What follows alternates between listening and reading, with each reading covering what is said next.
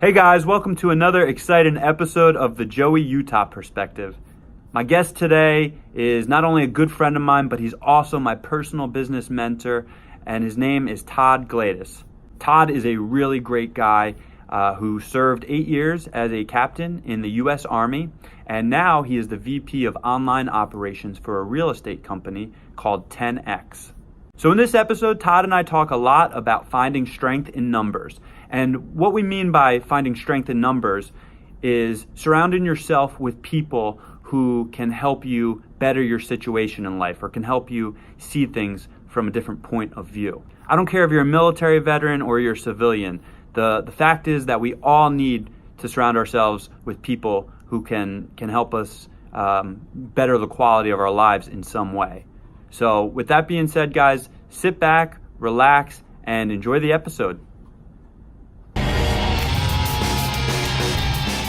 Joey, first of all, I just want to commend you on what you're doing. I think what you're doing with veterans and just people in general is fantastic. So I want to applaud you first for what you're doing, and getting in front of as many people as possible is always the best medicine. For me, quite simply, Joey, I'm a senior vice president at 10X where we do commercial real estate. And so that's sort of my day job. But I will tell you that what's most important to me and what I've been doing for many years is helping fellow veterans like myself transition into civilian and what that process looks like.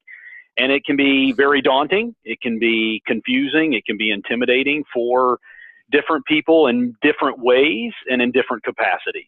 And so what I always like to do, like you're doing as well, is one, listening and finding out where the issues are, helping folks out and helping find some direction and get them in a place where their skills and what they're passionate about lead them that way. And I find that to be very, very rewarding. And I don't do it for any social media fame. It's just very near and dear to me, from a military family. Father served honorably in Vietnam. And so it's important for me to kind of follow and give back, not just for his service, but for everyone's service out there. So very important.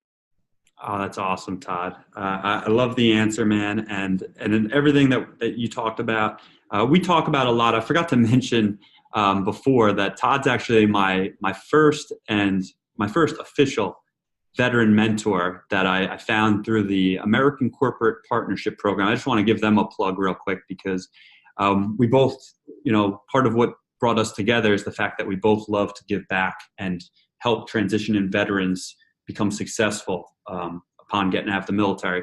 And the way that you're doing that is through this corporation, well, one of the ways, because I know you do a lot of stuff for us. But the most direct way that you're helping is with the American Corporate Partnership. And this is a nonprofit organization, guys, that offers a free 1-year mentorship to anybody transitioning out of the military. And I should say that covers, to current veterans as well.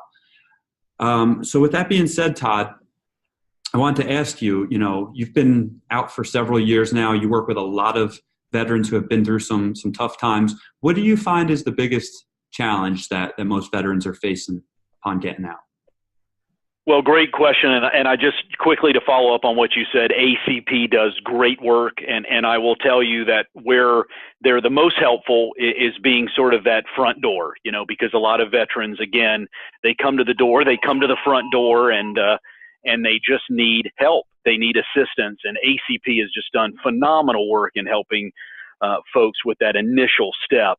I would tell you that for veterans and individuals that I've talked to and run across over my years is again, there's a lot of information. There's a lot, from what I gather, they don't lack for information. It's really the quest for, I guess, one, processing through it, prioritizing it. What do I need to do first? What's the first thing I need to do? Second thing I need to do? Where am I going to live? How am I going to feed myself? What's my mode of transportation going to be? And then, kind of taking care of a lot of basic needs, interestingly, out of the gate. And then getting into a state of mind for what do I want to do? What's the future hold for me now? I had an MOS. I had a number that identified me. It identified my who I was. And when you transition to civilian, let me tell you, they don't ask for your MOS. You don't give them a number at the door and they say, "Oh, I know what you do. You're a sling load operator." So what I have done is try to explain to them, hey, this is what you kind of need to do. You need to think this way. You need to talk about, what your skill sets are, and then try to align those with a civilian career. And that's what you really have to look at when you're thinking about a job. What do you want to do? What are your thoughts? And that's very daunting. When you ask an open-ended question like, what do you want to do? So then you really get down to it. Talk to me about what you're good at. What are you passionate about? What are the things you like to do?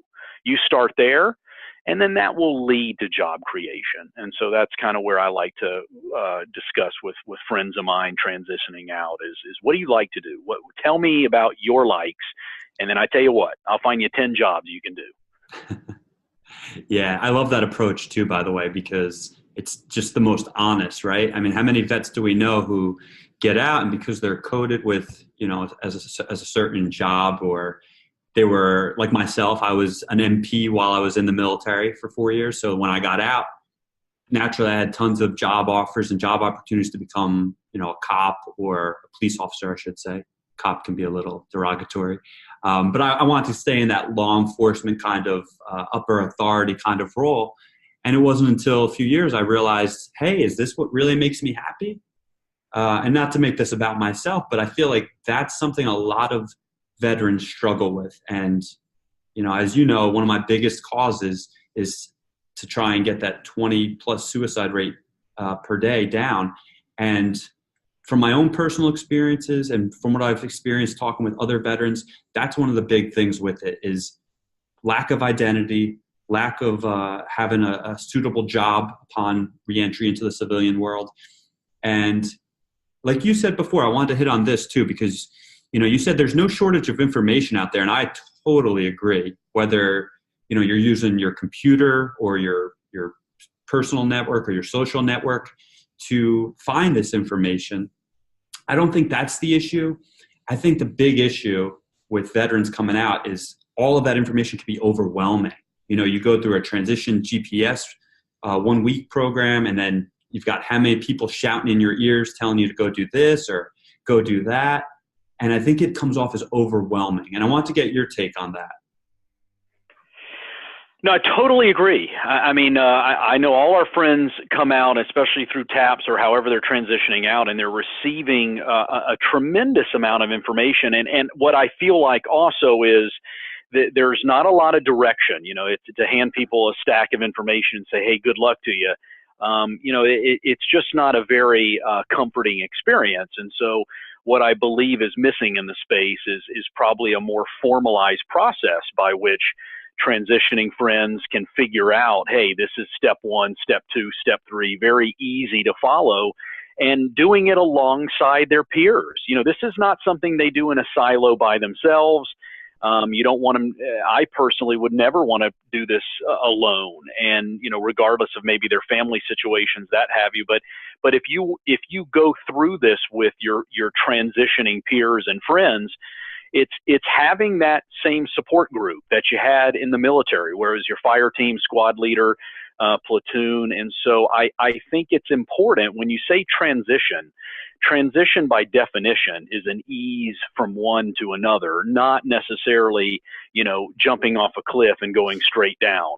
So I think it's important that we do recognize that a transition should be an ease from A to B, and having your support peers around and a more formalized structure to accomplish, what's goal 1, what's goal 2. Keep it in front of you. Keep it one day at a time. Don't tell me what you're going to do in 12 months because it's irrelevant.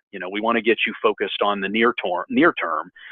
First, right? Get you situated, take care of the things that are important initially. Don't worry about 12 months from now. And that's part of that overwhelming that you discussed too, is the overwhelmingness is I've got a lot to do and my future, what am I going to do in 20 years?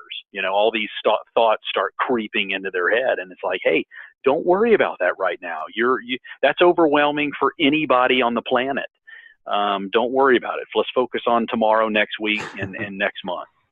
Yes. And I'm a big fan of Tony Robbins. And Tony Robbins always says when we're feeling overwhelmed, it's because of what we're focusing on. And you used that word just now, and I want to hit on that. If you're focusing on everything that's going wrong with your transition, or the fact that you don't have a job, or you don't have this, and this, I always say focus on what you can control. Take it like you said, one step, one day at a time. And the other part that I want to mention is, when you go into the military, when you go into boot camp, .1, you've got this support group around you in your other peers and the other people who have signed the dotted line and decided to serve the country with you. And you use that word ease, and that's something that it happens when you're going into the military. I think everybody kind of gets eased into it. In boot camp, you're meeting different people who are going through the same extremely difficult process as you are of trying to figure out, like, who am I now? What is my new identity as I'm entering the military? And I think when you kind of strip that down, when you get out of the military, you're usually getting out by yourself, right? Unless you have a family member, or if somebody who's a close friend happens to be getting out the same day as you, which is usually not the case. So why don't you think veterans position themselves with other veterans, with other peers, a support group? Why don't they? Do you think that's something that should be, something that they should be taking initiative in doing, or do you think there should be some kind of structure in place, some kind of resource that kind of directs them and guides them through all that information, through the whole process of transitioning? Well, I would tell you that, to your first point about the analogy to boot camp on the front end is a fantastic analogy, because you're right. You experience the entry into the service as a group, and you go through your ups and downs together, and, hey, how do I shine my boots, and where do we go for chow, and all, what DD am I signing? And you're right. On the exit side, it's totally different. You're one guy walking through the gates as if you just got paroled or something. So I would tell you that, to your second point, I think it is very critical and necessary that our friends transitioning out probably walk out of the gate together, and whether they're able and have the ability to meet up with folks and other individuals leaving and joining together. And one last hurrah in a fire team to say, hey, let's transition out together, and we're going to use each other and help each other, and we're not in it by ourselves. I think that would be extremely. I think, Joey, you're onto something here. I love where you're going with this, because I think you've got a fantastic idea on how to help our friends move out of the service. Oh, thanks, buddy. Well, you've been a profound influence on mine, since we connected a few months ago. And you actually kind of put that concept into my head. So I can't take 100% credit for this, just so you know, Todd. You kind of used the word fire team just now. And that's a great analogy, especially for veterans. And for civilians who are listening to this, what a fire team is, more or less, is it's a group of guys. It could be anywhere from what, Todd? 3 to 8 guys, right? Depending 3 to on 8, the mission. right? Depending on the mission. And it's kind of like a safety net. It's a support group, so that when tough times hit or you fall down, somebody in your fire team is going to pick you up. They're going to stop and, get a medic over to you if you need it, or they're going to just kind of dust you off and get you right back into the fight, so you're ready to go and you're at optimal strength. And I always say, we're at our strength in numbers is something that is preached a lot in the military. And I think it should be preached a lot in civilian life, that we're always, whether you're a veteran or a civilian, we're always stronger when we have a tag team partner or more, hopefully more people to lean on and help us in our times of need.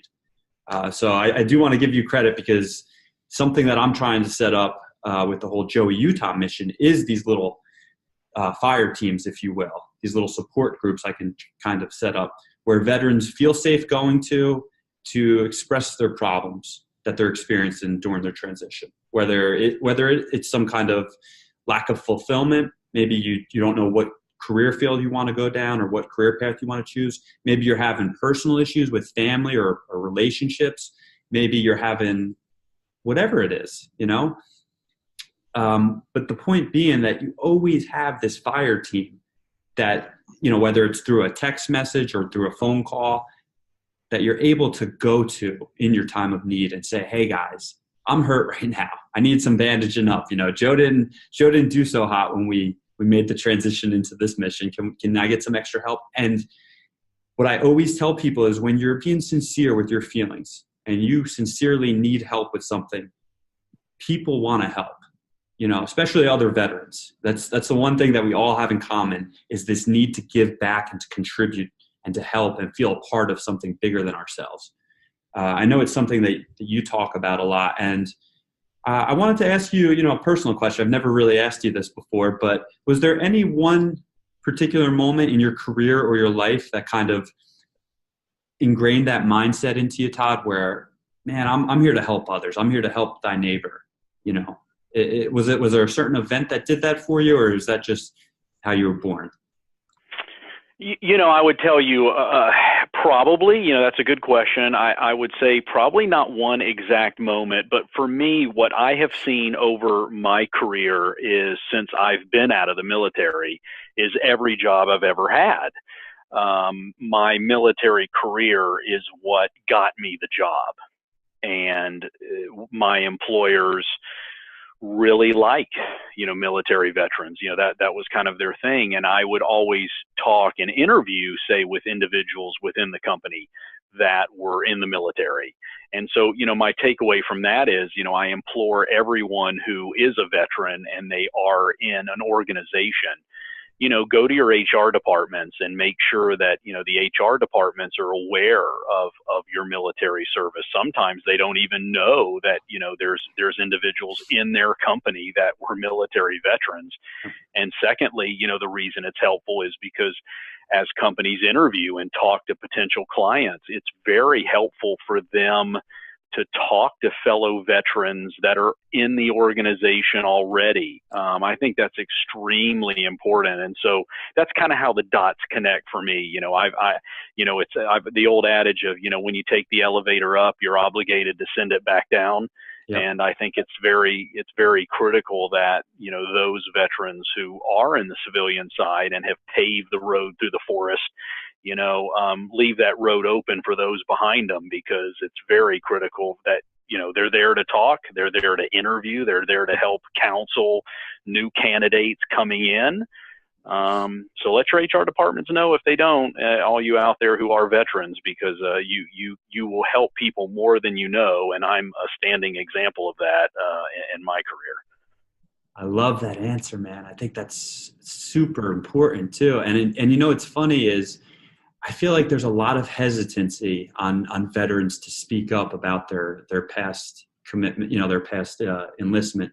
And I don't know what it is. I don't know if it's like fear of uncertainty of, are people going to think a certain way about me? Is there going to be a stigma? I know that was one of my fears when I got out a few years ago and I started working in different restaurants to make ends meet.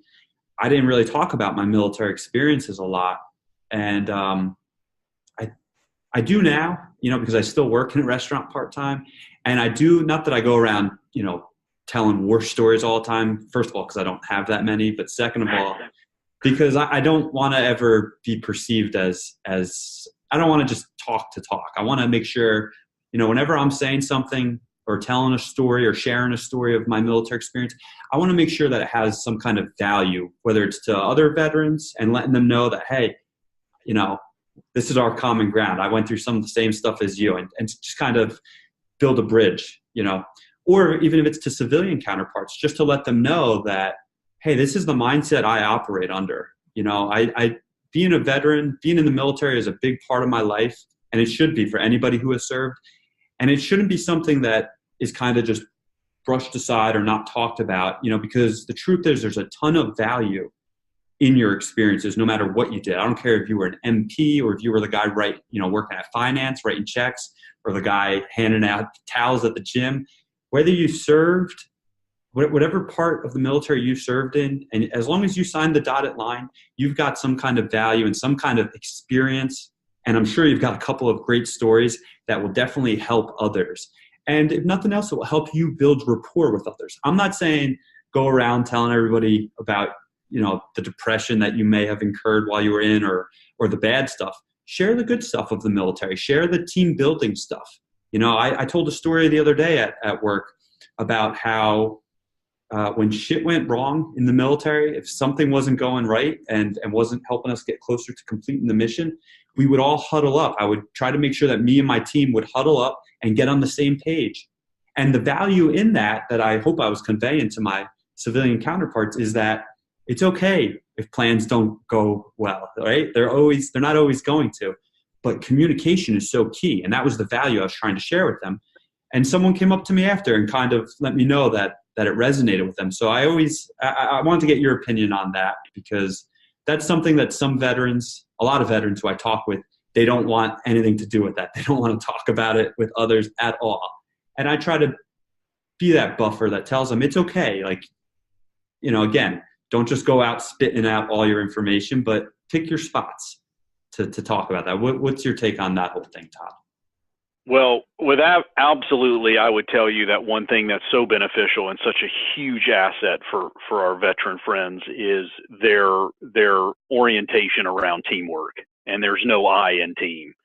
And I will tell you that that's actually a very hotly sought after commodity on the civilian side, because pretty much every shark in the ocean wants to feed themselves only, and not necessarily looking for a kill that'll feed their family. And so the analogy takeaway is that the refreshing attitude of a military veteran is that, hey, we are in this together. We succeed as a team and we fail as a team. We don't point fingers. And that's actually I will tell you right now, in leadership in a lot of civilian organizations, that is coming back around, is quite in vogue, if you will, is to let's focus on we and not I. And so I think a military friend veteran has that already coded in their DNA, if you will, mm-hmm. and can be very valuable. I will also tell you that, to your earlier point about saying when you enter an organization, how a veteran will interact with other civilians, perhaps.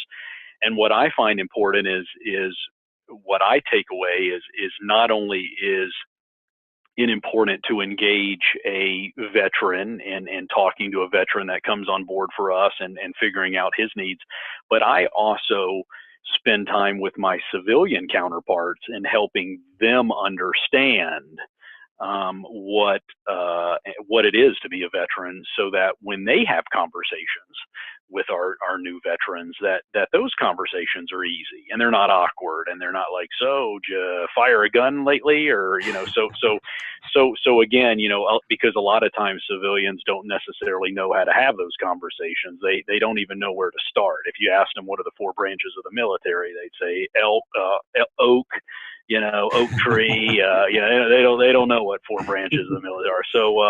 So anyway, I'm also educating my civilian peers on how they can interact, because that interaction coming from them is just as important, if not as important as kind of helping the veteran assimilate, into the organization. Wow, that's a great point, man. And something, it really kind of just hit home with me when you said that, because it's something I even forgot. When I entered the organization I'm working with, I'm always looking at ways to critique myself and improve myself. So I'm already thinking, man, Joe, why didn't you have conversations with some of because there is a little bit of a hesitancy on civilians, from civilians' perspectives, when they're dealing with a veteran. What is acceptable to be said to them? Should I ask them if they've ever fired a gun? Should I ask, and I think just as much as you and I are trying to help transition in military members, I think a big factor in that is the civilians, the people who you're about to re-enter and work with, and understanding is the best way of doing it. Learning to understand one another and learning to understand each other's needs. And that's why I always put a high emphasis on open communication, because, you can't understand something if you never talk to it, or you never take the time to ask or listen to somebody when they're telling you something about themselves. So I think that's a great point you just brought up. And I guess it's getting time to wrap this thing up, Todd. So I was going to ask you real quick, sir. Not real quick. Take as long as you'd like to give any kind of parting advice or wisdom to any military listeners right now who may be struggling with their transition or who are about to transition and have no clue what they're about to get into. Well, I would tell them, first of all, that there's not to use the line that there's plenty of information out there and good luck to you, but I would argue that there are plenty of individuals, plenty of friends, plenty of comrades, if you will, like yourself, that are standing by the door, ready to help. And it's not about the information, but it's about the people around you. And so, I would tell them again, just you always remember, keep it short term, don't worry about the long term. My mom always said, worrying is like a rocking chair. It gives you something to do, but it doesn't get you anywhere. So, don't worry, don't sweat the small stuff. Focus on, the daily victories, and good things always happen, and they always happen for a reason. And we're always here for everybody. And the other thing I wanted to bring up too is, at the end of the day, I think the goal is for transitioning folks to realize, veterans are not Martians. They're not, the terms we use when we kind of break everyone into, well, you're either a civilian or a veteran. The labels, to me, I think, do sometimes help continue the divide. I look at it to say, like, our veterans, our transitioning friends, just have another set of job skills ready to plug into the organization. They're no different than you and I. Hey, you got two arms, you got two legs, you got a couple eyes and ears, you're just like the rest of us, and you eat and you sleep every day. So you're not a Martian from a different planet. You have a unique blend of skill sets that is very, very sought after and critical in so many industries and organizations. So keep it up, chin high, and you will be just fine. Trust me. Wow. Couldn't have said it any better, bro. It's again, you spoke to another truth in that, that's kind of the big problem right now is, when a military veteran goes to apply for a job or enters an organization or, any unfamiliar environment, it's always like, that's the vet, I'm the veteran. Sometimes there's a little hesitancy on both sides, right? From both parties. And I think that's why understanding yourself as a veteran and understanding what you bring to the table, because you bring a lot. You were in the military, you might be a little more aggressive than most people, that might be true, but let's look at the good. Again, focus on the good. Like Tony Robbins said, you have team building skills, you have adaptability skills that you probably aren't even aware of, but just think about all the different times you got stationed somewhere else, or you entered a new squadron or a new platoon, whatever it was, and you had to adapt. I mean, there was no choice. I have to change for these people to fit in so that we can get this mission accomplished. And I think it should be no different of a mindset when you re-enter the civilian population, in that I have to adapt to them. I brought on Dwayne France a few weeks ago, who's a retired combat vet and a licensed counselor for veterans. And he talks a lot about why do military veterans always expect other people to change around us when we're the ones who know how to adapt better than most people in this country. So I think that was a great point that you brought up too, in that we need to know what we're bringing to the table. And we need to look to our civilian counterparts and build a bridge somehow. I always say, find something you have in common. Anywhere I ever went, anytime I went to a new base, or I went to a new job, or I went to a new classroom because I'm in school, I always look to find someone who I can build common ground with. And that could be something as simple as, hey, we're both wearing Yankee hats, right? Hey, we're both human beings. Hey, we're both wearing backpacks, whatever it is. But you've got to communicate to find that common ground. And then rapport gets built there. And then that can lead to trust. And you never know what it could lead to. If it could lead to a potential opportunity for you, a potential friendship, potential relationship. The sky's the limit. It all depends on, again, being honest with yourself. And what you said at the beginning of the conversation, Todd, find out what makes you passionate in life.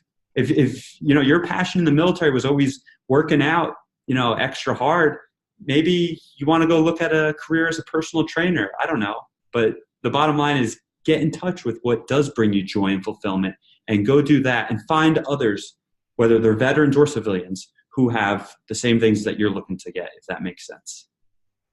Well, Joey, keep doing what you're doing, and I promise I will not hold it against you that you're a Yankees fan, but keep doing what you're doing. You're a shining light for others. Keep it up, brother. Thank you, my friend. I appreciate that so much. Yeah, we'll talk some baseball smack as the season gets closer. Let's do it. All right, brother. It was great having you on, Todd. Thank you so much. And for anybody listening, where can they find any information on you if they want to get in touch? Is LinkedIn the best option for them?